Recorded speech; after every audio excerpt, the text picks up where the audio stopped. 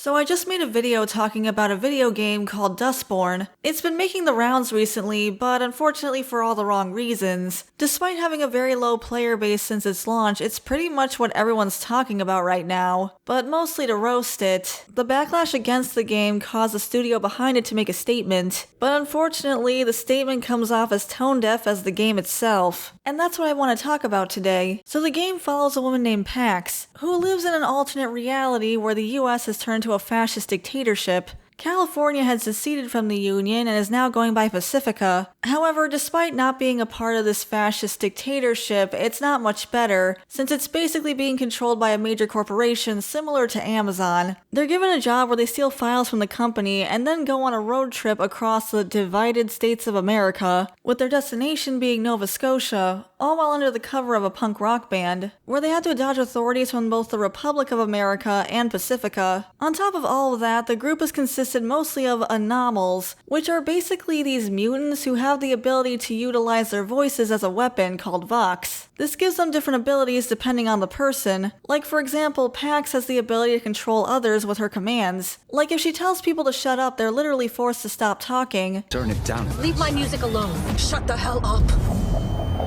Or she can brainwash people into doing what she wants. This ends up leading to some pretty questionable things that basically make Pax and the others look like villains, despite the fact that we're supposed to be rooting for them against the fascists, so that's ironic. And in my opinion, it makes the statement they put out ironic too. It's kind of a long statement, so bear with me, but it reads, "To our community, since we first announced Dustborn, we've read your comments and listened to your feedback, hopes, and wishes for the game. Over the past 4 years, our team has poured their hearts into telling a story that's deeply meaningful to us. A story about the power of words, about building a world where everyone can feel safe, about love, friendship, and robots, of course. We expected Dustborn to spark a conversation and debate, and looked forward to engaging with our players in a positive and constructive fashion. Unfortunately, that conversation has been drowned out by a tidal wave of hate and abuse. We welcome thoughtful feedback and respectful criticism. We embrace discussion and debate, but we have zero tolerance for hate speech, harassment, and threats of any kind. Those who engage in such behavior will be removed from our community. To everyone else, thank you for coming on this journey with us. Your support means everything, and your constructive feedback continues to push us to learn and evolve. Together, let's continue building a world where everyone can feel valued and empowered to share their stories." Now, I think that's a nice sentiment, but the game itself doesn't actually reflect that. Some of the mechanics in the game include bullying people and canceling them, on top of,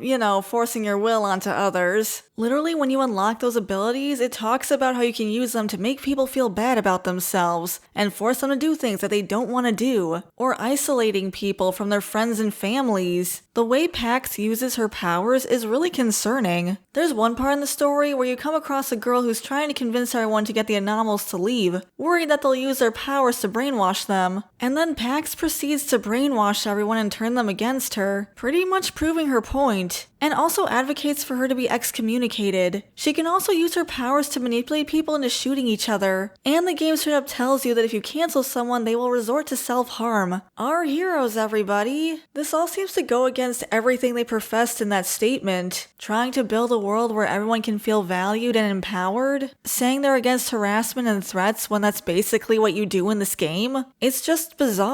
Or is it only okay when they do it? Unsurprisingly, there are multiple people claiming that Dustborn has to be a psyop because of how bad it is. I have no idea how these overtly political pieces of media keep managing to fall into the same trap. I made a video talking about this when it comes to satire, but at least those shows were trying to be comedies. Dustborn is actually meant to be taken seriously, and they take themselves super seriously. But it seems like every time when these things try to put politics first, they end up stumbling into every negative stereotype about their side. Whether it's Mr. Bertram basically being a straw man caricature of the right wing, or Velma being the same with the left. And now we're seeing that again with Pax. Who keeps letting extremists make content? And as if that's not bad enough, these extremists are just making more extremists. Like while researching this video, I came across a post on Twitter, coming from a new video game that was funded through Kickstarter. It's called Godshard Chronicles, and one of the characters featured is a woman of color. But they got a comment that read, "Nobody except some Concord and Dustborn players wants to play with a black warrior woman. You are going to learn that lesson the hard way." Thanks to this culture war, there are people who automatically see anything that has a female character or a person of color as DEI. regardless of the content or the quality. So somehow in their attempt to be progressive and inclusive, they've just caused more discrimination. That's concerning. On top of all of that, the game was funded largely through taxpayer money, thanks to a grant the studio received from the Norwegian government. I'm not totally against these grants going to video game studios, but I do worry about things like propaganda, which is basically what Dustborn is. Apparently, the United States government also gave them a grant for this game, which is surprising considering the fact that it's mostly just hating on America. Why fund a game this aggressive towards their own country? Not to mention, they charged money on top of that. I mean, if our taxpayer dollars went to fund this game, they could at least not charge us for it. Although I doubt many people would play it for free anyway, but still. I do wonder why Norway would use taxpayer money to talk about American politics, though. Of course, I believe everyone's entitled to their opinion, just I think this money could probably have been better suited towards projects for the actual country, or maybe art that's more pertinent to Norway, or at least something that's not this politically charged. Imagine spending hundreds of thousands of dollars in taxpayer money just to complain about a different country. And then imagine spending hundreds of thousands of dollars to complain about your own country. And then it totally bombed. Awkward. Not to mention the way it treats American history. Making JFK and Marilyn Monroe responsible for all this was certainly a choice. The two of them were actually pretty progressive, and I mean that in an egalitarian way, not whatever this was supposed to be. Monroe helped integrate entertainment in Hollywood, using her platform to give opportunities to other entertainers like Ella Fitzgerald, who was originally barred from performing at major clubs because of her race. And Kennedy proposed the Civil Rights Act in 1963. Instead, the game implies the only thing that was keeping America from becoming fascist was Jackie Kennedy. I mean, I like Jackie Kennedy, but I think that's a bit of a stretch. I don't know, I can't really help but feel like the only reason they actually used Kennedy is because he's so well known. And unfortunately, he's mostly known for being assassinated. I still think they should have just used fictional characters, in my opinion at least. But then again, all of this was just my opinion. What do you guys think about the whole Dustborn situation? How do you feel about it being taxpayer funded? Let me know in the comments below, I'd love to hear from you. Thanks for watching everyone, I really appreciate it. Before I go, I want to give a shout out to our members. Tyrant Carnivore, Shiny Orc Boy, General Bolivar, Depth Charge Media, Samaru163, Gabby Hime, Verdant Range, JVR, Phil C, Taylor Ramirez, Equestron, Norman Sweet Cream, Way Beyond Coincidence, Hunter Rose, 80s Nostalgia Guy, Felix Spam, Lucas Geis, Jay Draws, Meowsers, Sky, Philip, Isaac Martinez, Garcia XV Legend, Tobias Weller, Bandito Bane, Mac B909, Crimson Phantom, Dakari the Professor, Owen Wildish, Jen the Goblin, Caleb Nelson, Todd McAfee, Killer Bomb, and Data Dine Executive. Thank you all so much for your support. If you would like to become a member, you can hit the join button next to the subscribe button. We also have Buy Me Coffee if you want to support us that way. And if you enjoyed this content, you can leave a like on the video and subscribe to the channel, and that part's free. I'd really appreciate the support. But thanks again for watching, and I'll see you in the next video. Bye for now.